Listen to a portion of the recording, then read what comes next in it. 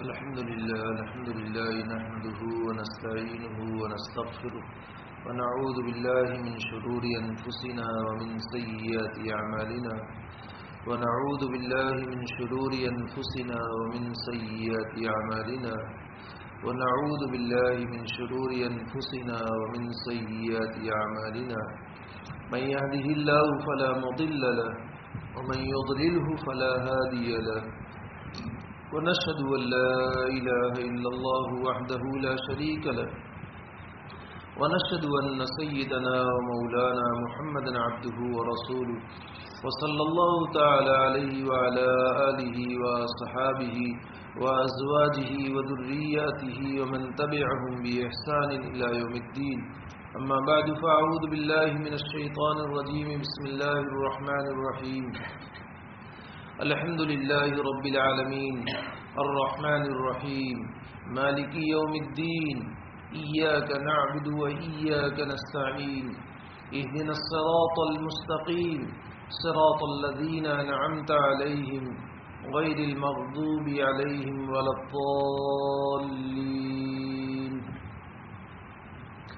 شروع اللہ کے نام سے جو سب پر مہربان ہے، بہت مہربان ہے.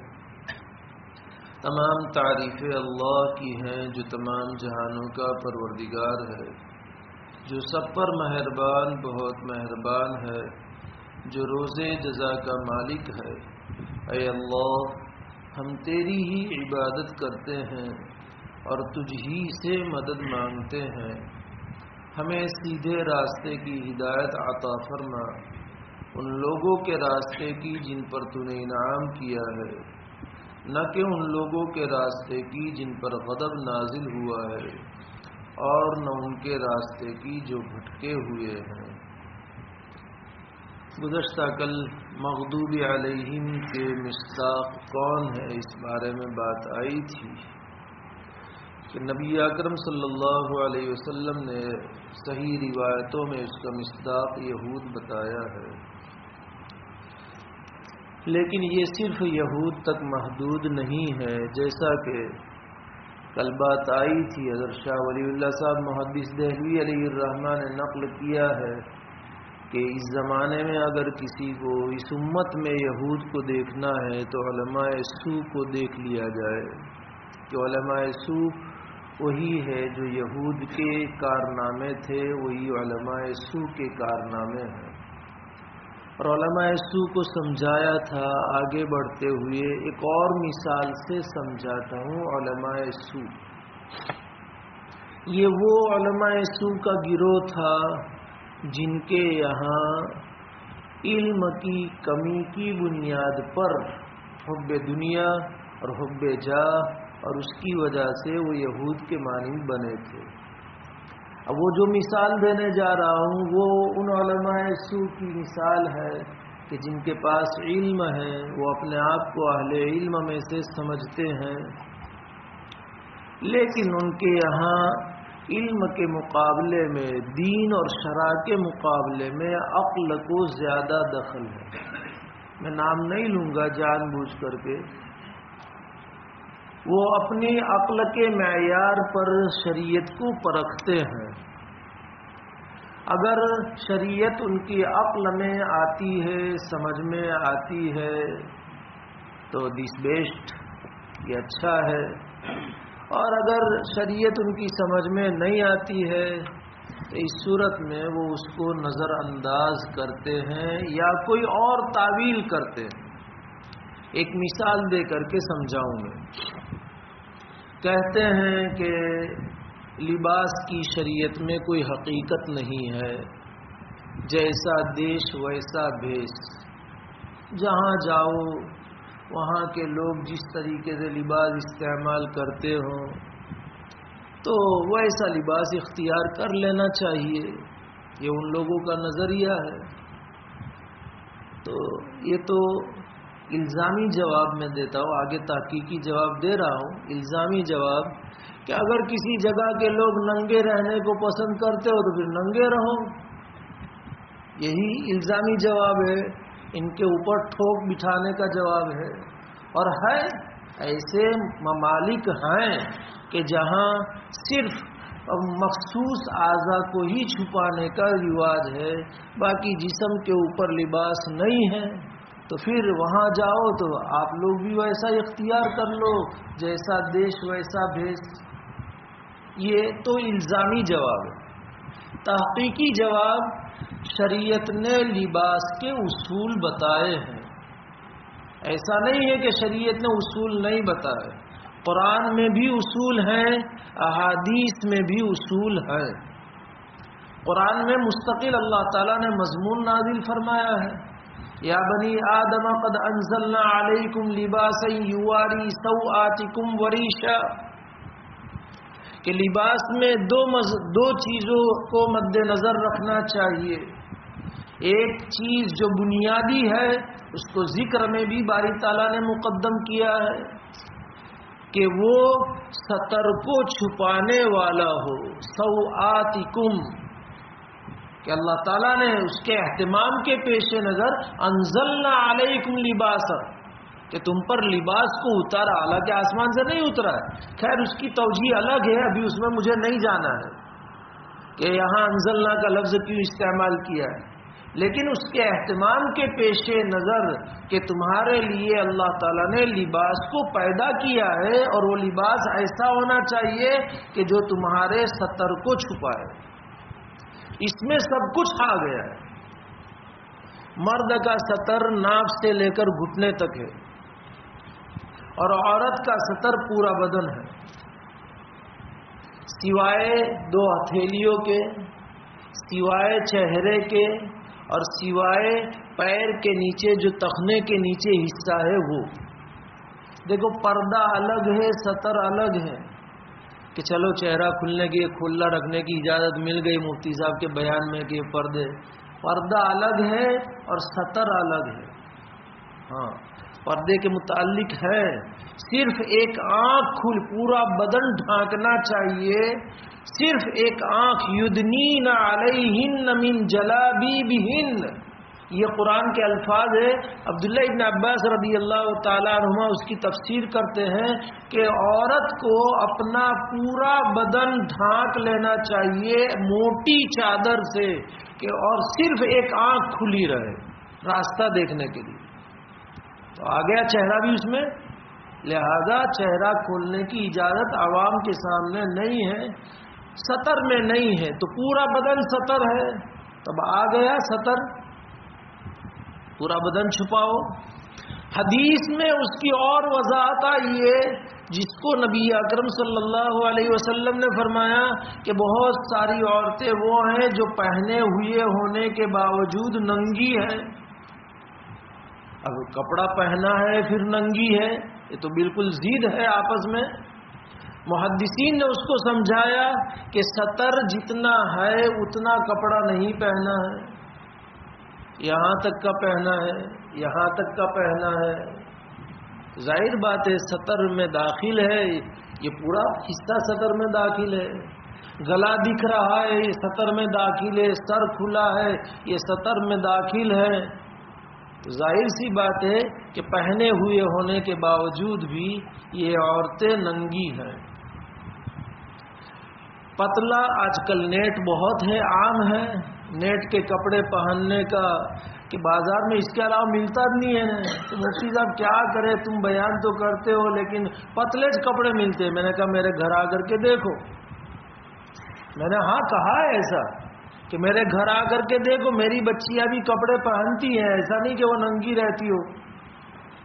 تم تلاش کرنے کے موقع پر سب کچھ ملتا ہے، آدمی کے اندر فکر ہونی چاہیے، آدمی کے اندر طلب ہونی چاہیے، تو کپڑا ملے گا، اور اچھا کپڑا ملتا ہے، ایسا بھی نہیں کہ زینت والا نہ ہو، اچھا بہترین کپڑا کہ جو معاشرے میں پہن کر کے جایا جا سکتا ہے، موقع پر پہنا جا سکتا ہے، ایسا اچھا کپڑا۔ تو یہ نیٹ والا، اب ظاہر ہے کہ پورا بدن پر نیٹ ہی نیٹ ہے تو کیا دکھے گا، بدن ظاہر ہے دکھے گا، تو پہننے کے باوجود بھی ننگی ہے۔ تیسرا مطلب اتنا تنگ پہنا ہے، فٹ سمجھانے کے لیے کہہ رہا ہوں کہ ان کے بدن کا اعضاء کی ساخت کہ کیسا بدن ہے وہ صاف طور پر نظر آ رہا ہے. تو ظاہر بات ہے کہ پہننے کے باوجود بھی یہ ننگی ہے. یہاں رک کر کے ذرا سمجھاؤں، مجھے سمجھانا ہے. اور ان گروہ جس نے کہا کہ اس کے کوئی شرعی اصول نہیں ہے، جیسا دیش ویسا بیس، وہ بھی سمجھانا ہے. اور ساتھ میں بات آئی ہے تو وہ بھی سمجھانا ہے کہ برقع بھی اتنا تنگ ہوتا ہے، برقع بھی تنگ ہوتا ہے کہ بدن کی پوری حیت نظر آتی. یہ برقع نہ ہونے کے درجے میں ہے، بالکل ڈھیلا ڈھالا ہونا چاہیے کہ بدن کسی بھی طرح سے نمایاں نہ ہو، ورنہ ایسے برقعے کی کوئی حیثیت اور حقیقت شریعت میں نہیں. تو خیر، لباسین یواری سواتکم، تمہارے ستر کو چھپائے. دیکھو ایک بات اور سمجھ لینا ہے، یہ حدیث میں عورتوں کا تذکرہ ہے، مرد بھی اس حکم میں داخل ہے. امام طیبی علیہ الرحمہ نے صاف طور پر اس حدیث کے تحت میں نقل کیا ہے کہ عورتوں کا لفظ نبی اکرم صلی اللہ علیہ وسلم نے اس لیے ذکر فرمایا ہے کہ عموماً یہ باتیں عورتوں میں زیادہ پائی جاتی ہے، اس لیے ورنہ اگر اس طرح کا لباس مردوں میں ہے تو وہ بھی اس حکم میں داخل ہے. چڈا پہنا ہے خالی، رات کو نکلتے ہیں چڈا پہن کر کے، کیا معلوم ان کی دنیا الگ ہے، اور وہ گھٹنوں کے اوپر ہوتا ہے تو پہننے کے باوجود وہ ننگے ہیں.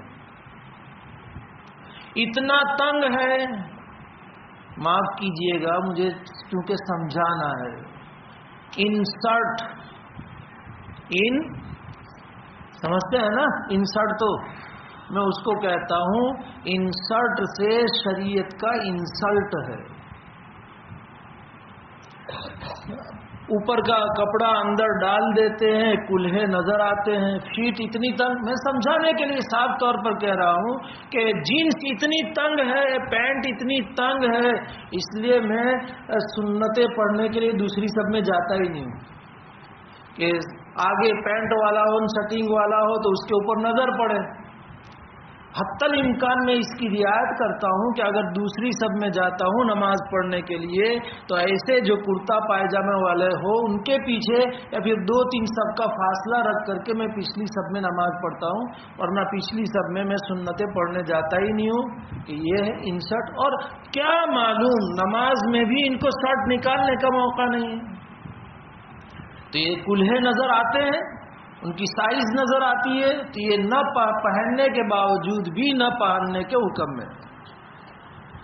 یا یہ کہ پتلا کپڑا ہے، بعض مرتبہ کرتا اور پائجامے میں یہ شکل ہوتی ہے کہ گرمی کے موسم میں جو کپڑے پہنے جاتے پتلے ہوتے ہیں، اسی لیے بنیان پہنتے تو صاف بنیان نظر آتا ہے، جسم کی اور چمڑی نظر آتی ہے.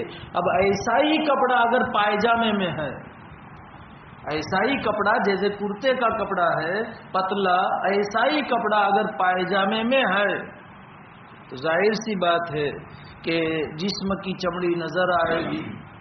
خیر تھوڑا لمبا اور نیچا ہونے کی وجہ سے تھوڑی تخفیف ہوگی، کیونکہ نیچا ہونے کی وجہ سے اور گھٹنے سے نیچا اگر ہے تو اس کی وجہ سے چھپ جائیں گے، لیکن ہواؤں کے اڑنے کی وجہ سے پھر وہ بات آئے گی کہ پہننے کے باوجود بھی یہ ننگے ہیں.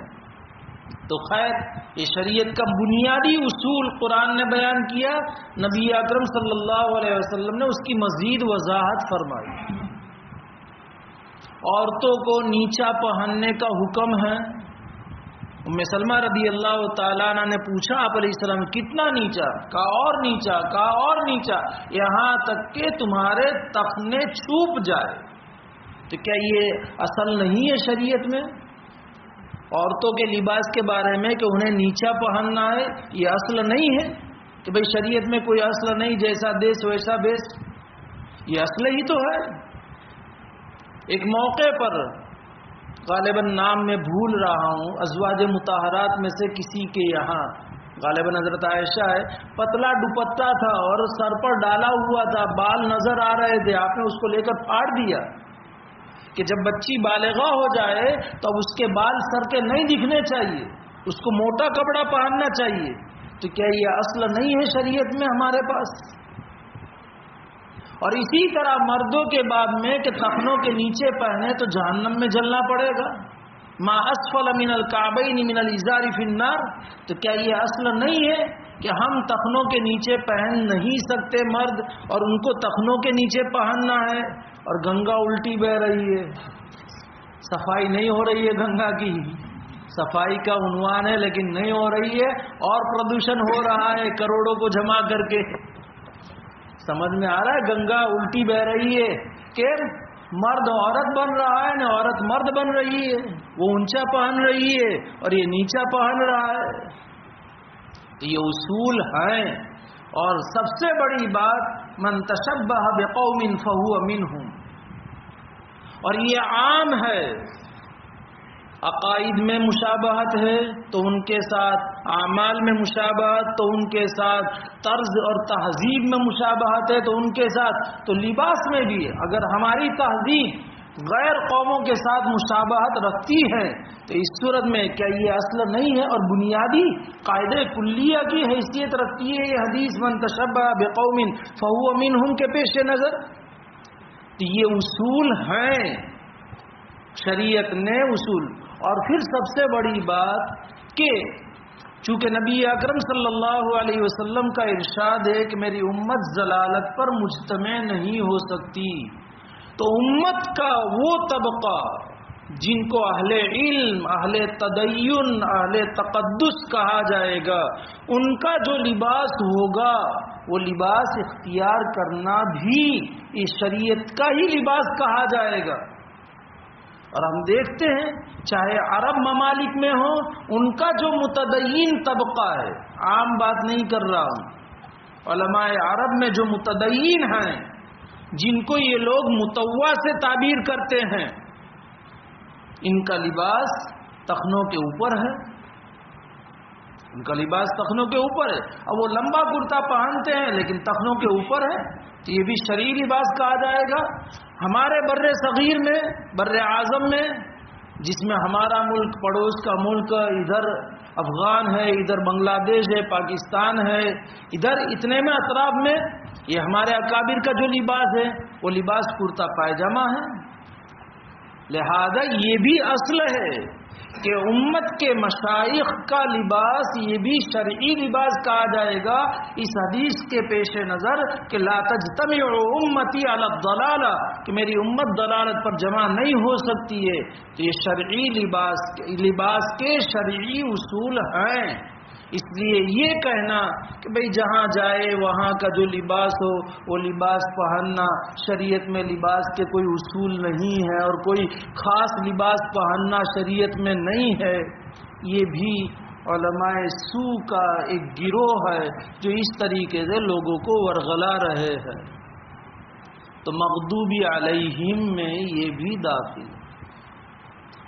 آگے بڑھتے ہوئے چونکہ بات آئی تھی کہ مغضوب علیہم میں یہود داخل ہیں، تو یہود کے صفات جس کو قرآن نے خصوصیت کے ساتھ بیان کیا ہے. پہلا وصف جھوٹ کے سننے کے عادی ہو چکے ہیں. جھوٹی خبریں ہوں تو مزہ آوے سننے میں، جھوٹی باتیں ہوں، جو بھی جھوٹ ہو، سماعون للکذب، جھوٹ کے سننے کے خوگر، یعنی ان کی طبیعت ثانیہ بن گئی ہے کہ جب تک جھوٹ نہ سنے وہاں تک دین اچھا نہ جائے. اللہ بھائی کیوں مڈلے جو کہ آج جھوٹ سننے نہیں ملا ہے. سمجھ میں آیا؟ تو یہ سماعون سمجھا رہا ہوں، سماعون کہ ان کی طبیعت ثانیہ بن گئی. اور یہود میں یہودی حضرات اپنے علماء جانتے تھے کہ یہ علماء توریت میں تحریف کرتے ہیں، توریت میں عدل بدل کرتے ہیں، پھر بھی اندھے بن کر کے اپنے علماء کی تقلید کرتے تھے کہ وہ جو کہوے وہ سچ. یہی تو سماعون للکذب ہوا. تو یہ یہود کا وصف ہے. اب آگے اللہ تعالی ہم سب کو صحیح سمجھ عطا فرمائے، امت کو بھی صحیح سمجھ عطا فرمائے کہ ہماری اس باب میں کوتاہی کیا ہے۔ امت کے اکثر طبقے کی کوتاہی یہ ہے کہ وہ بھی جھوٹ کے سننے کا عادی ہو چکا ہے۔ ایک تو اس طرح کہ بیان میں آپ ایران توران کے اور قصے، موضوع احادیث اور ادھر من گھڑت قصے نہ بناؤ، کیا مولانا کی شان ہے، بہت زبردست مولانا ہے یار، کیا بیان کرتے ہیں۔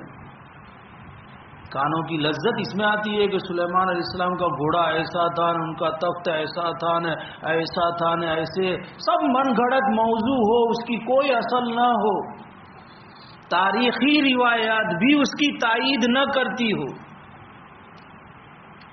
تو ہم لوگ عادی ہو چکے ہیں۔ میں نے اس سے پہلے بھی کہا تھا کہ ہمیں اپنے ذہنوں کی صفائی کی ضرورت ہے، تو یہ جھوٹ سننے کی عادی ہے امت۔ دوسری بات کہ مول صاحب نے کہہ دیا نے گویا کہ لوہے محفوظ سے اتر کر کے آیا، بھئی مفتی صاحب نے کہا، امام صاحب نے کہا، پر مفتی صاحب مفت کے ہے کہ واقعتاً مفتی ہے، وہ تو سمجھو پہلے کہ وہ ان کا رسو خالی خالی کا ہے اور انہوں نے اپنے طور سے لگا دیا ہے، اور مفتی ہے کہ مفتی ہے، سمجھ میں آ رہا؟ یہ جاننا بھی عوام کے لیے ازحد ضروری ہے، عوام کے لیے ازحد ضروری ہے۔ قرآن میں ہے، اللہ تعالیٰ نے حکم دیا فَاسْأَلُوا أَهْلَ الذِّكْرِ إِن كُنتُمْ لَا تَعْلَمُونَ، عوام کے لیے یہی حکم ہے کہ اہل علم سے پوچھو اگر تم نہیں جانتے ہو، تو اہل علم سے، لیکن وہ واقعتاً اہل علم بھی ہے کہ نہیں؟ وہی میں نے کہا کہ وہ مفتی سے مفتی بنا دیا اپنے آپ کو، اور پھر لوگوں کو فتویٰ دیا، تو ضل و اضل من افتى بغیر علم، جس نے بغیر علم کے، بغیر تحقیق کے فتویٰ دیا، ضل و اضل، خود بھی گمراہ ہوا اور دوسرے کو بھی گمراہ کیا، اور اس کا وبال اس کے اوپر جس نے فتویٰ بغیر علم کے دیا۔ اس لیے عوام کے لیے ضروری ہے، بس جس کسی کو دیکھا کہ چھوٹے بھائی کا پائجامہ ہے، بڑے بھائی کا کرتا، اور ذرا ہاتھ میں عصا اور کندھے پر ایسا رومال کہ ایک کونا کندھے پر نے دوسرا کونا اس کا گھٹنے کے نیچے تک ہو، کیا مولانا، مولانا نے کہہ دیا، وہ مولانا ہے کہ بھی نہیں، میاں جی ہیں کہ مولانا ہے؟ میں آپ کو سمجھا رہا ہوں وہی یہود کی صفت کہ بس کہا مان لیا۔ اور اس دین کے باب میں ہم اتنے خستہ حال ہیں، اللہ معاف فرمائے، معاف فرمائے، معاف فرمائے، کہ دنیا کے بارے میں تو ہم ہزاروں چوکس پناہ اختیار کرتے، بیمار ہوا کہ فلاں ڈاکٹر کے پاس جائے گا، ایک مرتبہ دوالی اچھا نہیں ہوا تو اب تحقیق کرے گا کہ اس کی ڈگری کیا ہے، وہ BHMS ہو کر کے پھر وہ MBBS کی پریکٹس کرتا ہے کہ کیا معلوم MBBS BHMS بھی ہے کہ نہیں، کہ وہ کمپاؤنڈر میں سے بنا ہوا ہے، کہ ڈاکٹر نے کہا کہ تمہیں بٹاکا کھادیلا છે માજી، تو کمپاؤنڈر نے پوچھا کہ صاحب تم نے કેવી રીતે ખબર પડી ગઈ؟ અલા જોતો નથી ખાટલાના નીચે બટાકાના છોડિયા પડેલા છે, એનાથી ખબર પડી। अब वो डॉक्टर कंपाउंडर में से डॉक्टर बन गया, पेशेंट आया ने पेशेंट घर पर पेशेंट बुलाया तो कि તમે ગળોળી ખાધેલી છે, क्यों? क्या તમારા એની પૂંછડી પડેલી છે ને? तो ये कंपाउंडर में से डॉक्टर है या है कि BHMS में से वो MBBS की प्रैक्टिस करता है, वाकईतन MD है, गोल्ड मेडलिस्ट है, जिस बीमारी का हमें उसके पास इलाज करवाना है उस बीमारी की उसके पास डिग्री है कि नहीं? भाई सर बहुत दुखता है और अच्छा ही नहीं होता है, तो भाई ये न्यूरोफिजिशियन का मसला है, یہ ایم ڈی کا بھی مسئلہ نہیں ہے، یہ MBBS کا بھی مسئلہ نہیں ہے. سر نیورو فزیشین میں کون ماہر ہے؟ چلو بھائی سرچ کرو. سرچ کرنے کے بعد بھی لوگوں کے ویو دیکھتا ہے کہ کتنے ویو ہیں، کون سے اچھے ہیں کون سے نہیں ہیں. تو دنیا کے بارے میں مکان بنانا ہے، آرکیٹیکٹ کون اچھا، کون انجینئر اچھا، کتنے پلان بنوائے گا، کتنے پھاڑے گا، کینسل کرے گا. حتیٰ کہ یہ تو بڑی بات، حجامت بنوانے کے لیے بھی کہ نہ یار وہ اپنا ریگولر ہے نا وہ اچھا ہے، اس کی بھی تحقیق کرتا ہے. حجامت نیا بلیو واٹر میں رہنے کے لیے آیا ہو کہ بھئی یہاں حجام کون اچھا ہے، وہ پوچھے گا کہ وہاں تو میں رہتا تھا تو وہاں میرا حجام فکس تھا، یہاں کون ہے، اب یہاں سے وہاں اتنا دور مجھے دور پڑ جائے گا تو یہاں کوئی حجام اچھا ہے. ٹیلر کے بارے میں، یعنی یہ معمولی چیزوں کے بارے میں بھی انسان تحقیق کرتا ہے اور بڑے غور و فکر سے کام لیتا ہے. دین کے بارے میں جہاں کسی کو 2 لفظ بولتے آ گئے اور لچھے دار تقریر کرنے، اس کو مسئلے مسائل پوچھنا شروع کر دیے اور کہا کہ میں نے پوچھ کر کے عمل کیا ہے. یہ سماعون للکذب سمجھا رہا ہوں کہ بس انہوں نے بتایا. اندھی تقلید کا حکم ہے، ماننے کا. فَاسْأَلُوا أَهْلَ الذِّكْرِ إِن كُنتُمْ لَا تَعْلَمُونَ. لیکن وہ کہ اہل ذکر میں سے بھی ہے کہ نہیں، کسی مدرسے کی سند ہے واقعتاً. دیکھو میں سچ، علماء حضرات ہیں برا نہ لگائے، مجھے سمجھانا ہے کہ صرف فارغ ہونے کے بعد بھی کام نہیں چلتا ہے. ہمارے استاد مفتی سعید صاحب پالنپوری نور اللہ مرقدہ کی ہم کو نصیحت تھی کہ پڑھنے کے بعد 10 سال تک وطن سے بہت دور پڑھائی ہو تو صلاحیت بننا شروع ہوگی. وطن سے دور 10 سال تک تو صلاحیت بننا شروع ہوگی. اس لیے جو ماہرین ہیں کہ جو اہل ذکر واقعتاً ان کا مطالعہ ہے، واقعتاً وہ اس میدان میں چل رہے ہیں اور اچھی طرح چل رہے ہیں، جنہوں نے اپنے باطن کو اہل باطن کے پاس رہ کر کے درست کروایا ہے کہ اب وہ نفسانیت کو مسائل دینیہ میں کسی طرح کا بھی دخل نہیں دیں گے. ایسے لوگوں سے پوچھو، یہ حکم ہے.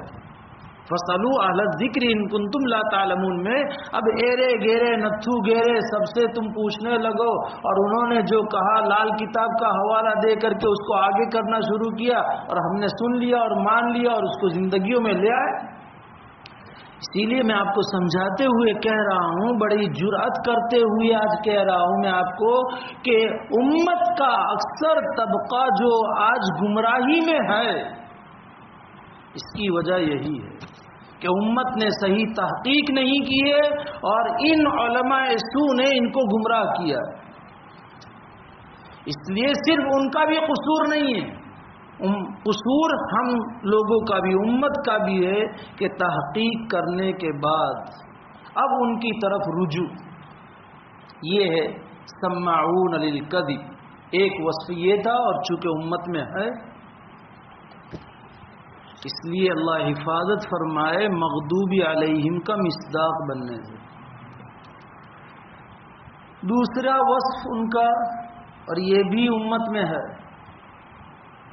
سماعون لقوم آخرین لم یأتوک. سمجھنے کی چیز ہے. یہودی کیا کرتے تھے؟ چونکہ توریت میں سختی تھی، آج بھی تعلیم میں آیا فَبِظُلْمٍ مِّنَ الَّذِينَ هَادُوا حَرَّمْنَا عَلَيْهِمْ طَيِّبَاتٍ کہ پاکیزہ چیزوں کو ہم نے ان پر حرام کر دیا ان کے ظلم کی وجہ سے. اور یہودیوں پر سخت احکام تھے. یہ ملت اسلامیہ اعتدال والی تھی، سہولتیں والی تھی. تو یہ لوگ کیا کرتے؟ ان کے یہاں کوئی جرم کرتا، اور یہ واقعہ ہوا اہل خیبر میں سے 2 شریف لوگوں نے، مرد اور عورت نے آپس میں زنا کیا. شریف خاندان کے تھے. تو وہاں پنچ بیٹھا، چودھری مکھیا سب، تھوڑا لفظ آگے نہیں بولتا ہوں اس لیے یہ سب بیٹھے اور انہوں نے کہا کہ بھئی محمد کے پاس بھیجو ان کو اگر وہ ہماری شریعت کے مطابق فیصلہ کرتے ہیں اور سناتے ہیں تو کوئی بہانہ بنا کر کے چلے آنا، وہ سزا نافذ نہ کروانا، اور اگر ہماری شریعت کے مقابلے میں کوئی آسان فیصلہ سناتے ہیں تو جاری کروا دینا۔ تو خود نہیں آئے، دوسروں کو بھیجا، کیوں خود نہیں آئے؟ ایگو، کہ ہم اہل کتاب، ہم توریت کے حافظ اور توریت کے لہذا ہم کیسے جائیں محمد کے پاس پوچھنے؟ یہ بھی نہ ہونا چاہیے۔ الحکمت ضالۃ المؤمن حیث وجدها فهو احق بها۔ حکمت جہاں کہیں بھی ملے، دیوار پر لکھا ہوا ملے تو اسے لے لینا چاہیے، کہیں گندی جگہ پر بھی ملے، لیکن علم کی بات ہے، موتی وینیلا موتی، سنہرے موتی کہیں سے بھی مل جائے، چاہے اخبار میں سے ملے، چاہے کسی لٹریچر میں سے ملے، چاہے کہنے والا کوئی بھی ہو، وہ تو ہمارا گم شدہ متاع ہے، دل و جان سے ہم اسے قبول کر لیں گے۔ تو پوچھنے میں کوئی بڑپن نہیں ہے کہ بھئی مجھے نہیں آتا، پوچھنے چلا جاؤ، چھوٹے کے پاس بھی کیا حرج ہے اس میں؟ تو یہ لوگ آئے نہیں، ان کو بھیجا، آپ صلی اللہ علیہ وسلم کے پاس آئے اور آپ نے وہی حکم جاری فرمایا جو توریت میں تھا، تو بہانہ بنا کر نکل گئے۔ یہ ان کا وصف تھا، ہمارا بھی یہی حال ہے۔ تعجب ہوگا، سمجھاؤں گا تو 1 منٹ لے کر کے پھر آئندہ اس کو۔ فتویٰ دارالعلوم چھاپی میں بھی بھیجیں گے، دارالعلوم کاکوسی میں بھی بھیجیں گے، الفضل میں بھی بھیجیں گے، پیر محمد شاہ میں بھی بھیجیں گے، اور جامعہ تعلیم الدین ڈابیل میں بھی بھیجیں گے، اور دیوبند سے بھی بھیجیں گے، دیوبند بھی بھیجیں گے، اور جہاں سے اپنی مرضی کا فتویٰ آئے گا اسے لے لیں گے۔ یہ وہی ہوا۔ اور میں امین القرآن میں تھا اور ذمہ داری دارالافتاء کی میرے سر پر تھی، ایک دوسرے مفتی صاحب بھی تھے، ہم دونوں نے فیصلہ کیا تھا کہ فتویٰ جیروکس کی شکل میں آئے تو اس کا جواب دینے کا نہیں۔ جیروکس کا مطلب کہ یہ صرف اپنے یہاں نہیں پوچھا ہے، بہت ساری جگہوں پر پوچھا ہے، اس لیے اس کا جواب دینے کا نہیں۔ اتنا ہم نے طے کیا تھا، اور میں 5-6 سال رہا، ایک بھی جیروکس کاپی سب پڑی تھی، میں چھوڑ کر کے آیا وہاں تک، وہ پڑی رہی، کوئی جواب نہیں دینے کا۔ جیروکس کا مطلب یہی ہے کہ اس کو تحقیق مطلوب نہیں ہے، یہ اپنی خواہش نفسانی کو پورا کرنا ہے۔ ورنہ جیسے فیملی ڈاکٹر ایک ہوتا ہے، اس کے پاس جا کر کے علاج کرواتا ہے، اپنا فیملی مفتی ہونا چاہیے، ایک مفتی جس کے اوپر ہمیں اعتماد ہو، جس کے دین پر، جس کے علم پر، جس کے تقوی اور طہارت اور پاکیزگی کے اوپر ہم ان سے رجوع کریں گے، وہاں سے جو آئے گا اسے اپنی زندگی میں اپنا لیں گے۔ دوسرے تیسرے کو پوچھنے کی نہ، وہ مفتی صاحب وہ ہوشیار ہے، ان کو زیادہ، تو پھر اس کے پاس جاؤ، یہاں بھیجنے کی کیا ضرورت ہے؟ تو یہ یہود کا وصف تھا، وہ وصف ہمارے اندر بھی موجود ہے۔ مزید انشاءاللہ آئندہ چلیں گے۔ اللہ تبارک تعالی مغضوب علیہم بننے سے ہماری پوری حفاظت فرمائے، امت کی بھی حفاظت فرمائے، ہماری نسلوں کی بھی حفاظت فرمائے۔ بسم اللہ الرحمن الرحیم۔ اللہم انت السلام ومنک السلام تبارک یا ذا الجلال والاکرام۔ اللهم صل على سيدنا ومولانا محمد وبارك وسلم۔ سبحان الله وبحمده، سبحانك اللهم وبحمدك، نشهد أن لا إله إلا أنت، نستغفرك ونتوب إليك۔ اللهم اغفر لنا ولوالدينا ولأساتذتنا ولمشايخنا ولأزواجنا ولذرياتنا ولإخواننا ولأخواتنا ولأقاربنا ولأحبابنا ولطلبتنا ولمن حق علينا ولمن أحسن إلينا ولمن أوصانا بالدعاء ولسائر المؤمنين والمؤمنات والمسلمين والمسلمات۔ اللهم صل على سيدنا ومولانا محمد وبارك وبارک وسلم۔ اے اللہ محض اپنے فضل و کرم سے ہم سب کے سب گناہوں کو معاف فرما۔ اے اللہ ہمارے سارے رشتہ داروں کے، بیوی بچوں کے، والدین کے، بھائی بہنوں کے، اعزاء اقارب کے، اے اللہ احباب کے، چاہنے والوں کے، محبت کرنے والوں کے، پڑوسیوں کے، اے اللہ پوری امت کے سارے گناہوں کو معاف فرما۔ اے اللہ آپ کو معافی پسند ہے۔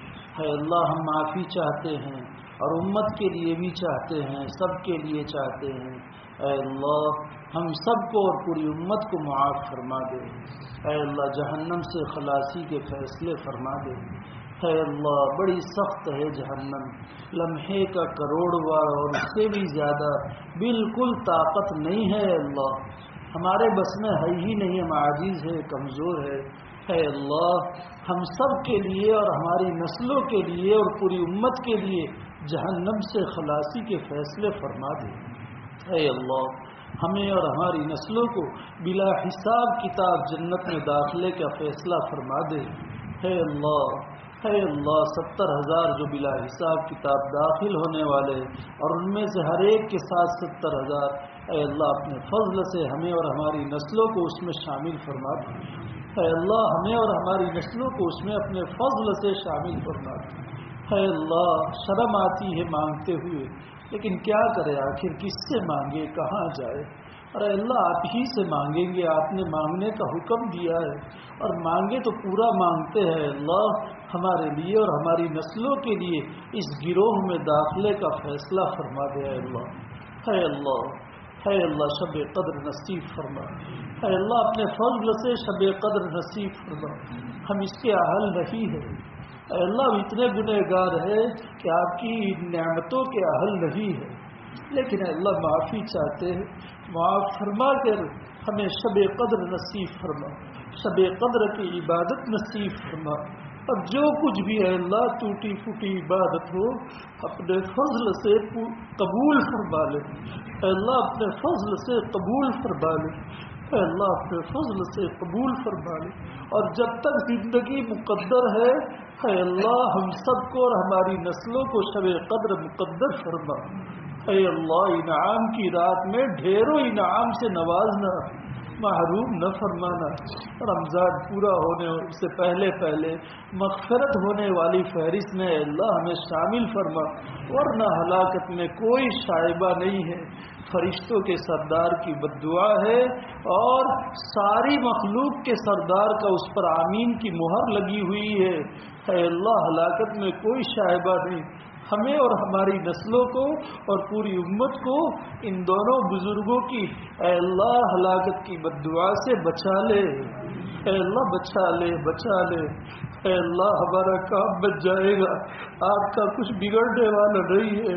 اللہ پوری امت کے لیے فیصلہ فرما لے کہ رمضان پورا ہونے سے پہلے مغفرت ہو جائے۔ اے اللہ مغفرت کا فیصلہ فرما دے۔ اے اللہ قرآن فہمی نصیب فرما۔ اے اللہ منعم علیہم ہمیں داخل، منعم علیہم کا راستہ بتا، منعم علیہم میں شامل فرما۔ اے اللہ مغضوب علیہم اور ضالین کے راستے سے ہماری حفاظت فرما، مغضوب علیہم اور ضالین بننے سے ہماری حفاظت فرما۔ اے اللہ نسلوں کی حفاظت فرما۔ اے اللہ اپنی شایان شان دینے کا فیصلہ فرما۔ پورے مجمع کے دل میں جو کچھ ارمان ہیں اے اللہ، تمنائیں ہیں، جائز حاجات ہیں، اے اللہ سب کو پورا فرما۔